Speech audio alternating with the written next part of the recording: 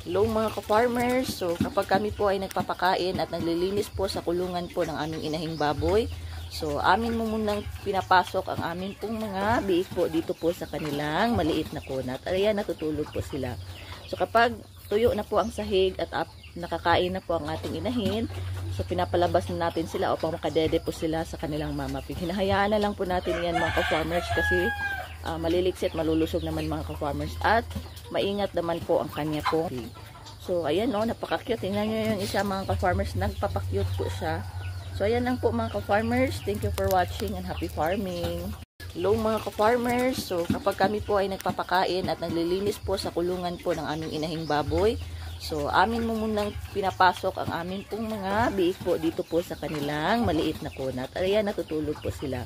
So kapag tuyo na po ang sahig at nakakain na po ang ating inahin, so pinapalabas na natin sila upang makadede po sila sa kanilang mama pig. Hinahayaan na lang po natin yan mga ka-farmers kasi maliliksit, malulusog naman mga ka-farmers at maingat naman po ang kanya po. So ayan o, napaka-cute. Tingnan nyo yung isa mga ka-farmers, nagpapakyute po siya. So ayan lang po mga ka-farmers, thank you for watching and happy farming.